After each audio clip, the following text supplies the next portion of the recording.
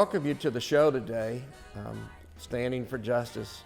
As you may know, that the title Standing for Justice came from the Old Testament scripture, Micah 6:8, where God told the prophet Micah, in order for the Jews to avoid judgment from God, that they needed to do justice, love mercy, and walk humbly with their Lord.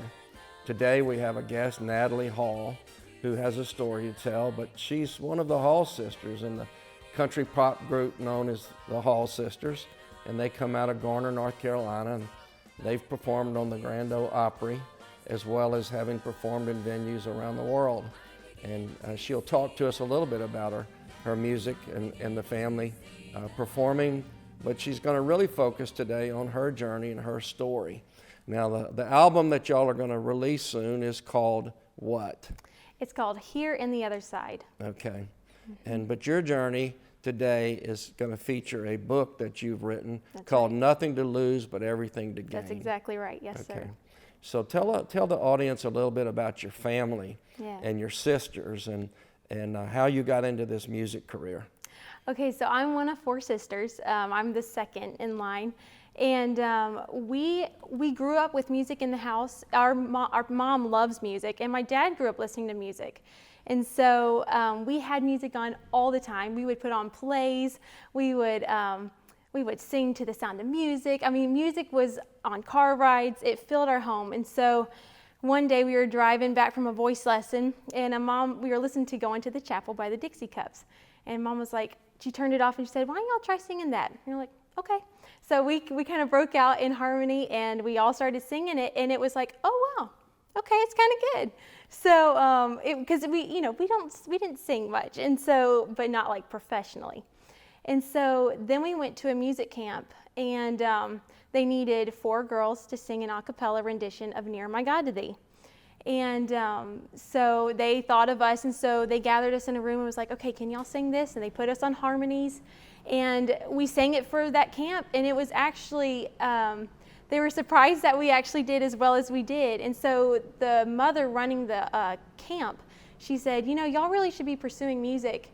And we kind of Tell the laughed. audience how old you were at the time of the music camp when y'all got started. That was 2008. So the youngest, Valerie, she was 8, and then Lydia was 10, I was 12, and the oldest was 14. So that's when you started your musical career. That's exactly right, yep. And so yeah, it kind of started from there, and it just kept going, and it never stopped. Okay.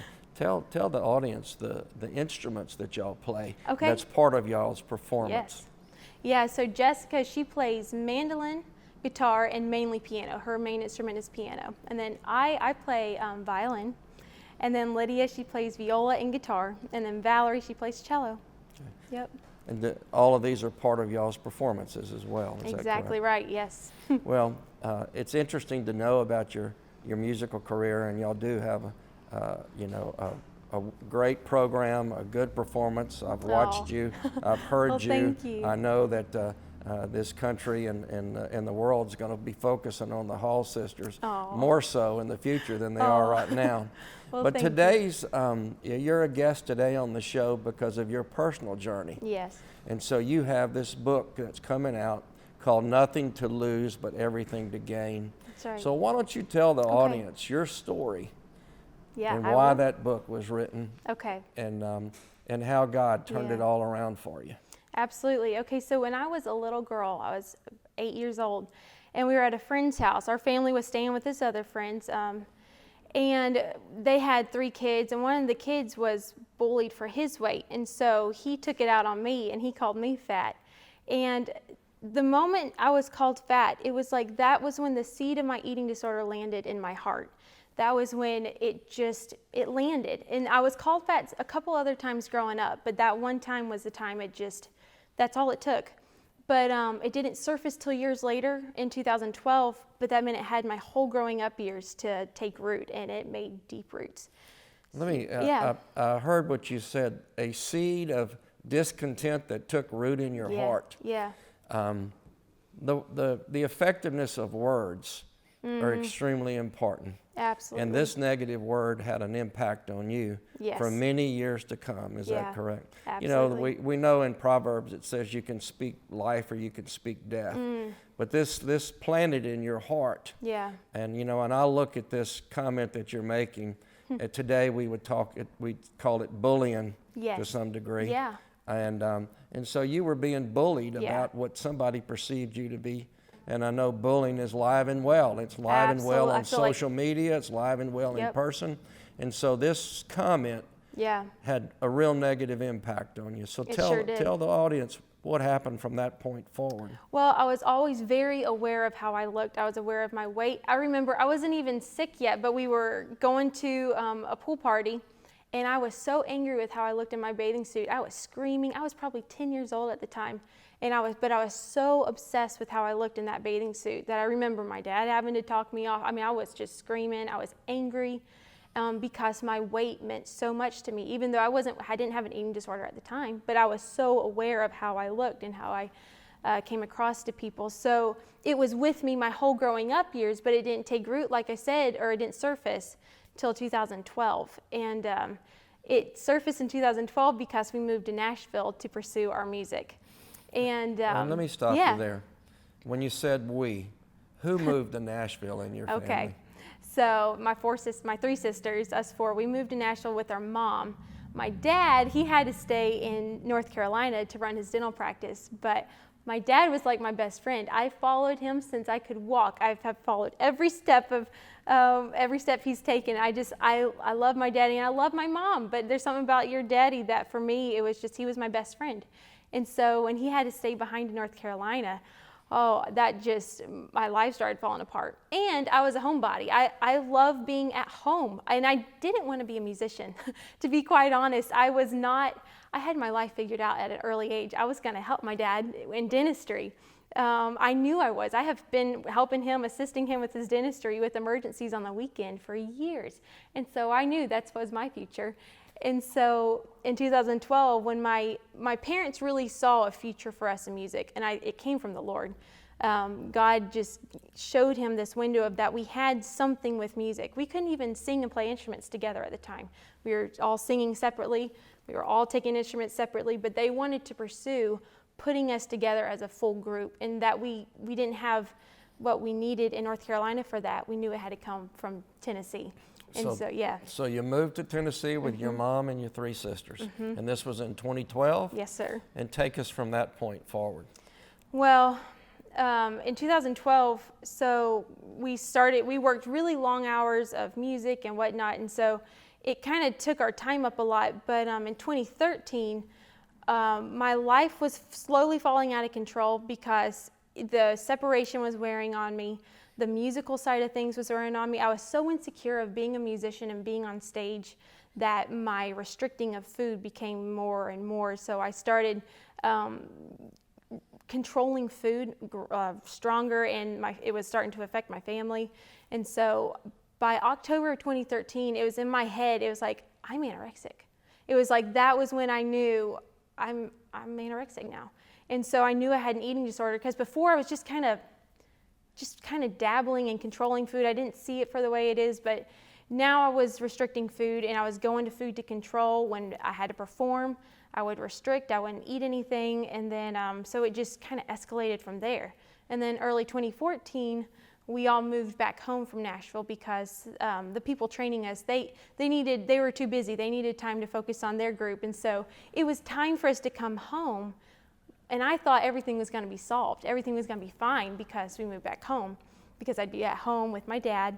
And actually, everything that was bad in Nashville just kind of started getting worse when we got back home, because we had to then start living with the splinters, you could call it, from Nashville. And they started surfacing and getting more raw and ugly. And so, yeah, it became a really dark time in 2014, and it only got darker through 2015. And when you say restricting food, basically you quit eating. Is Yeah. that a way to describe it? Yeah, and I would stop eating food. It's funny, because I lived with my family, they kept an eye on me. They knew we're a very close family, so they knew everything I did and wasn't doing. And so I wasn't allowed to, per se, restrict as hard as I would have if I lived on my own. I would have been way worse off if I was by myself. But my family, they kind of kept me on track as much as they could, but I beat around them. I would find ways. I would throw food away. I'd flush it down the toilet, throw it out the window, whatever I could, not eat it, because that was my control, and it just became such a sick way to cope with the pain I was dealing with, and having to numb my life with it. And so how long did this go on, and what changed from that point? So it went on till about October of 2015. My mom had gone and visited her parents, and my grandfather had asked my mom, he said, "Is your daughter getting any better?" And because when my family had to live with me so close to me that some of my sisters were like, "She's not getting better, and she is getting worse. She's getting thinner. She's not gaining any weight. She's only getting thinner." But when you're so close to it, you can't really see it. And so my grandfather saw it, and he said, he kind of just showed it to my mom that, you know what, she's not getting better. And so that really encouraged my parents to really think about sending me to a treatment center, because we needed something to change. Otherwise, I was going to continue to die this way. So you went to a treatment center. Mm-hmm. And when was that? That was October to December in 2015. And that was in Florida? Yes, that was in Florida. Okay, Mm-hmm. and then at some point, was medication prescribed for you to try to control this eating disorder? Yeah, so we, going into it, we were kind of against medication, because I didn't want to be healed from my eating disorder by meds, because I knew God could heal me and I wanted Him to heal me, kind of thing. But we had a great physician who has great faith, and when they told me at the treatment center that I needed to go on meds for this, we called him and he talked us through, and he said, "You know what? When you're that sick with anorexia, your mind has made grooves. It's kind of like a record player. And it's like it knows only one thing, and that is to restrict and control food. And so it doesn't know how to get out of that." And so he said these meds help create new grooves, and it helps get you out of that rut. And so you can make healthy new routines and new habits and stuff. So we went on meds, and it helped tremendously to get out of that, that rut. And so, but I got off of the meds at an early time. I stayed on them for about 7 months. And looking back, I don't know if that was the smartest thing for me to do, because soon after I pulled off the meds, I relapsed into anorexia. But I feel like I didn't want meds to because I wasn't myself when I was on meds. I was really laid back. It was kind of a funny time living in the house, because I was really chill. I didn't care about anything, but I wasn't me. I wasn't Natalie living at the house. And so I didn't want that to be who I was. If we're performing, I need to be who I am. I can't be someone who's not fully there or aware of what's going on. It was such strong medication. I didn't know what was going on. And so I chose to pull off, but like I said, I relapsed into anorexia. So, and I know that's not a wise decision sometimes. So, how old were you when all this was happening? I was 20. I was 20 by that time. So you went back to North Carolina from the treatment center. Yep. And you had a relapse into the anorexia when you got off the meds.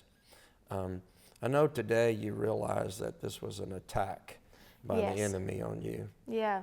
But I want you to continue to describe this journey that you went on, because as I understand it, it went from one extreme to another at some point. Yep. So tell the audience how that happened and what happened. Yeah, so when I relapsed it back into anorexia, my sisters were not as forgiving when I did that, because by that point in my life, I knew enough to not have to go into that bad behavior of restricting. I knew enough. I had been to a treatment center. I had been taught everything possible that I didn't need to have to go back to restricting, but I chose to in 2016 because I had gained some weight during that short recovery period while I was on meds, and I really didn't like that, because just to say, when you're anorexic and you're having to gain weight, any weight gain is magnified by 10,000 when you have to put on pounds. And so in my head, I was so overweight and I hated it. And so we were at the same camp that we had been going to. I had kind of overeaten at dinner, and I went down to the bathroom, and I looked at myself in the mirror, and I looked at myself and said, I will not be the fat one of the group. And from that moment on, that's when I chose, and I started losing weight drastically from that point on, because I refused to be the fat one, because that's all I had known to run from when I was little. And so started losing weight. And by 2017, my dad talked to me at one point, and he said, you're choosing this lifestyle for yourself. He basically told me that I was choosing to kill myself with my own 2 hands, all because I didn't trust God. And at this point in my life, I'm a 20-year-old girl, and it's like I have the choice to how I want to live my life. And so that really stuck within my brain, and it made me start thinking. I thought, I'm ruining my relationship with my family. My sisters, each one of them, my relationships are falling apart, and each one of them told me we would have outbursts of anger and screaming arguments because I was killing our group. We about didn't make it. I mean, my sisters talk about forgiveness and mercy.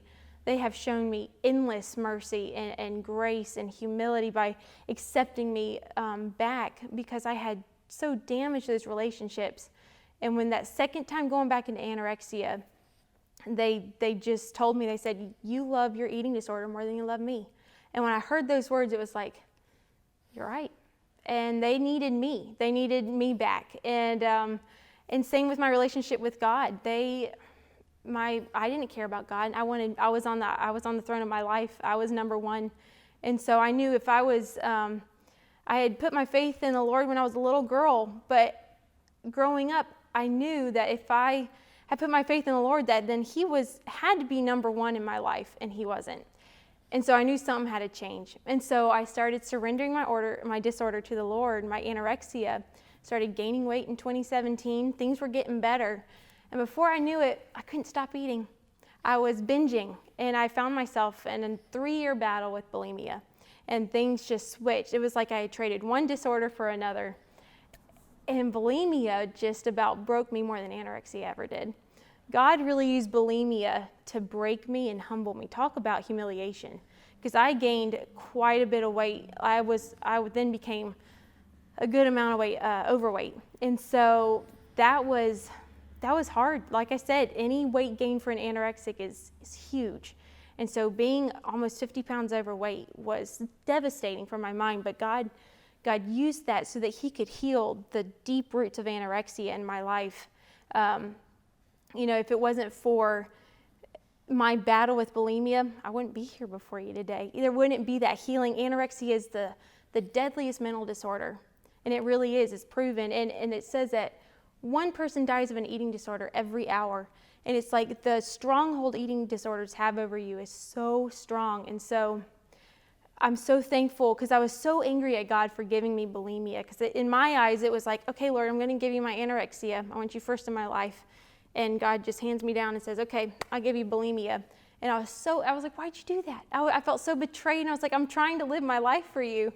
But He did that because He loved me. And He was showing me mercy, because it really helped kill all of the anorexia that was deep in my heart from an early age. So you're telling me you went from one extreme to another extreme. Yeah. Yep. And do you believe today that's really a free will choice of yours because of a disorder that you had? I think so, because, for me, when I became bulimic, I started choosing to go to food because I was hurting. And that was what I did with anorexia. It was the same action. When you boil it down to why do we go to these eating disorders? Why do we go to addictions of any kind, really? It's because we need either control, or we need to numb our pain, or we're hurt, and so we need something to comfort us. And if you don't go to God first for comfort, for the pain, for any of it, then you will find yourself in an addiction, or you can find yourself struggling with depression or anxiety, because if you look for that fulfillment in anything but God, you can't find it. I had looked for recovery because I worked for recovery, and I tried to find recovery in every kind of way out there. I thought losing weight was going to make me better when I was bulimic, so I would try diets and programs and any app to help you lose weight. I tried everything to find fulfillment and satisfaction in myself, and I couldn't find it anywhere. The only place I found it was in God. And so we have a choice to either go to Him for recovery, or we can choose to not. And so I think when you boil it down to, it is a free will choice, you know? Yeah. And then let me ask you, Yeah. when did you get free from all of this? So I got free from it all in January 2020, so just last year. And I know it's like, okay, well, you could relapse technically. I'm only a year away from basically. And so, you know, when people ask me, it's like, well, how do you know you're free from it? And I like telling people, it's like when I have lived with a form of an eating disorder for over 10 years, for most of my entire life. And so I know when the absence of it is there. It went away. And it wasn't like okay, it's gone. It was slow over time, but it was like once I tasted giving up that eating disorder to the Lord, in return what He gave me was so good. The freedom, the joy, the peace. It was like once you experience that, it's like, why would I try to find it in food anymore? I don't need it from that. I need it. It's so all you need. The complete satisfaction of it is, it's overwhelming. Would you, you know, as a believer, Yeah. you described you were a believer from a child growing up. Mm-hmm. Would you describe this as an oppression or a bondage that the enemy put on you Mm-hmm. by way of this addiction or this disorder? Absolutely, I would. And you mentioned that you considered it to be a mental illness. You think the enemy was attacking you in your mind. Yes, absolutely. And so we live in a when you're a born again believer, you live in a battle between the flesh and the spirit Yes. at all times, and the Yeah. enemy wants to pull you down. You know, the Bible tells us we have to renew our minds and we have to conform to the Yes. image of the Lord by Yep. renewing of our minds. And I found it interesting talking to one of your sisters Yeah. that she said they knew when you were free in January. Yes. And I said, well, how did y'all know? and she said, well, the spirit left the house. Yes. The enemy was gone. Exactly. And we knew she was free, and you knew you were free. Exactly. That's exactly it. Is that a fair description of what she told me? It's very fair. It's very fair. It was That's so dark. That oppression was so dark over our house. And so many times my mom, when I would be fighting with my family, it was so dark. It was like a demon screaming at them. So it was definitely like an oppression. Very dark. And so when it's gone, you know it's gone. I mean, the joy that came back to our home, the healing that had taken place, I mean, it's unbelievable. And you know, I think it's interesting because with our music, I know God's called us to music. No, it wasn't my natural desire to be a musician, but I knew at the depth of my heart, I knew God called me to be a musician, and He called the four of us to be a musician. And I know Satan doesn't want that to happen, and it takes only losing one sister to ruin that. And so, and that's what I know He was trying to do so much of the time, was destroy our group, and it takes one. Tell the audience about your living quarters, how y'all grew up together, because I think that is significant. Yeah. As to the impact that this was having on the whole family. Yeah. So we live in the same house, and growing up early on, my dad, whoever was arguing the most, he would put us in a room together, and we'd have to share a room. And so growing up, we were always sharing rooms. And then as we got older, when I went to the treatment center, that meant one sister was going to have to be by herself. And so when I got back from the treatment center, they took me up, come on, let's go back to your room. And it was like, surprise, they had crammed all 4 beds into one room.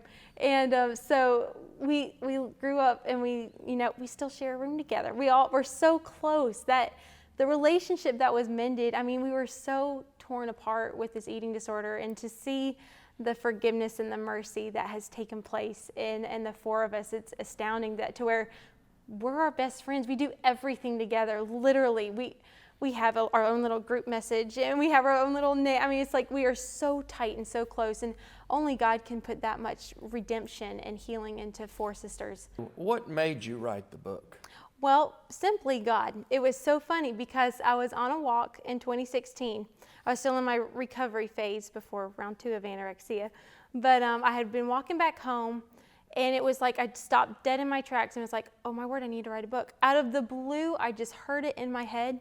And it was like, I have to go write a book. And so I couldn't get home fast enough. I started writing down everything I could remember since I was born. I mean, I started at the very beginning, and I just started writing and writing. What was so ironic was that half the book wasn't written in my life. 2017 through 2019 were the years that takes up the second half of the book.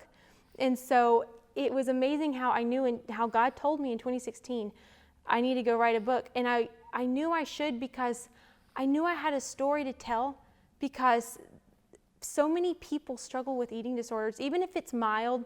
So food is such a touchy subject for so many people. And I've always been so vocal about my eating disorder. Even when I was anorexic, I was always telling people, yeah, I'm struggling with anorexia, or I never minded telling people.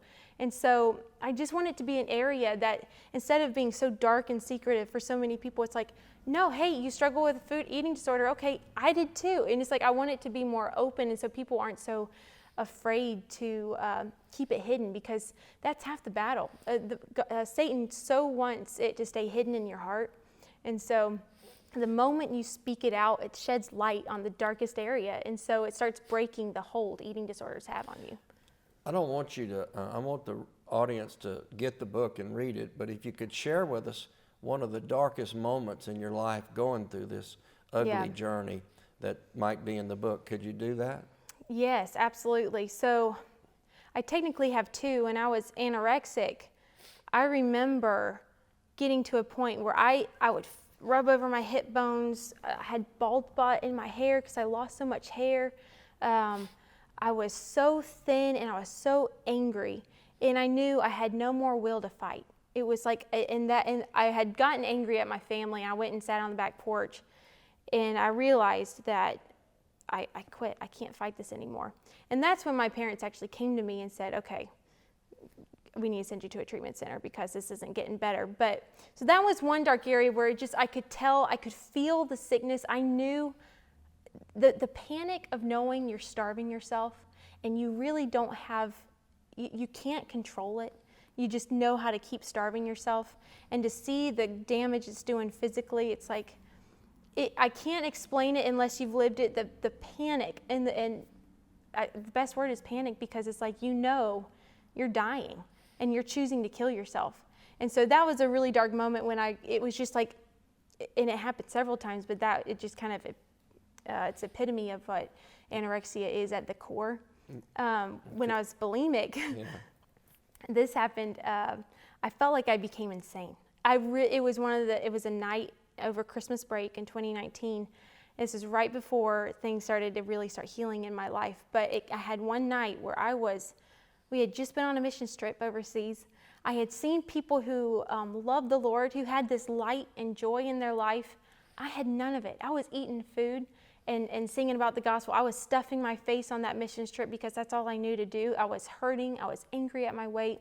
So when I came back home, I was reeling from everything I had seen.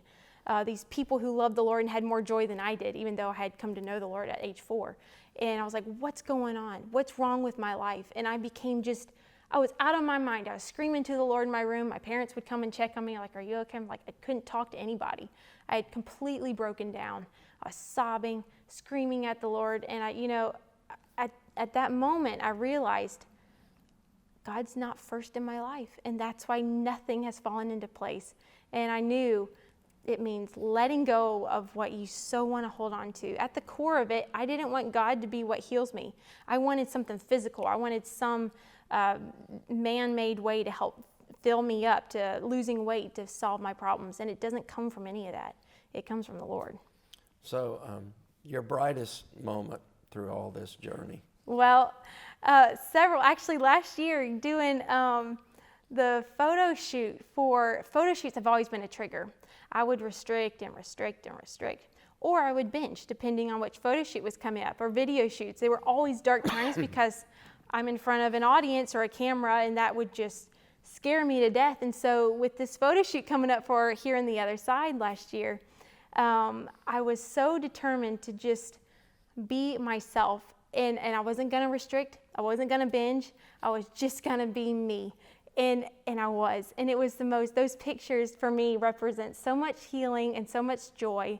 And the songs on this album, truly, represents so much healing. And so to be able to do this album and call it Here on the Other Side, from where we come from, being able to listen back to the songs, kind of everything the album represents has been the highlight of my brightest moment. During this journey where you battled anorexia, did you have any conversations with your family, or did you think about the Karen Carpenter story? Yes, sir, I did. My mom would actually talk to me about, my mom was such a hero through my anorexic years. She talked to me all the time. She was always helping me through. And she brought up Karen Carpenter, and I would watch interviews, and then I went and researched, and I watched interviews. I watched her deteriorate and her life leave her. And I read about her, and I think one of the reasons why, if I'm not mistaken, why she became anorexic was because she saw herself on screen, was looking back, and she thought she looked fat.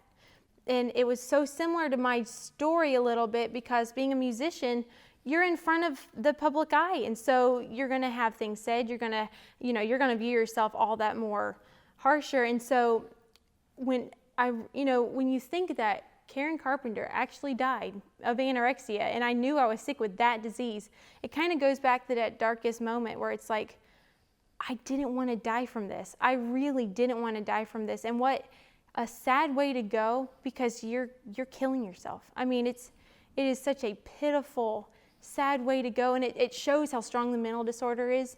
But like I said, being knowing the Lord when I was so little, if I was a believer, then I knew God had the power to break that stronghold, and I didn't want to die like her. Yeah. And so it meant I wanted to see God work, and He did. It just didn't come in the way I expected it to. Well, I know God has great things in store for the Hall sisters. Oh. And I've met your parents, and y'all are blessed to have two parents that love you and reared you in an atmosphere that I would call godly. Absolutely. And then you had a team of prayer warriors when you were being attacked. Yeah. That really helped. Mm-hmm. So I know great things are fixing to happen with this album coming out. No. And I know you've given us today an abbreviated story of what you tell in your book, nothing to lose but everything to gain. Exactly. And so I'm looking forward to seeing the book released and thank you. and reading the book. And I thank you for coming today and sharing this story with us. You're so we know welcome. God is He's a merciful God, but we know when we cry out, He hears us. Absolutely. And so He hears the cries of His saints, and He will, and I'll just call it deliver you. Exactly. And He delivered you in January of 2020. Yep. And you're free of that spirit. Yeah. And God gives us a word that describes on the game plan that we should have, because the enemy, will come at you, and he will come at you, and you just have to have your game plan. Absolutely. And what you're going to do. And so I know you have one, and I know your sisters are standing and covering for you. Absolutely. But no viewer of this program is ever going to think that you're anything but a thin, beautiful woman, just like all your sisters. So you don't have to worry about that problem. So thanks for coming on the show. Oh, thank you for having me. Thanks for telling the story. We're looking forward to reading the book and hearing the music. I know you have some upcoming programs that you're going to be on TV, and y'all probably be going back to the Opry, and I know y'all have a lot of venues that you're going to play in. We're hoping that we get you back in the South again. Thank you so much. Thanks for coming, Natalie. Oh, absolutely. God It's been bless an honor. you. Thank you.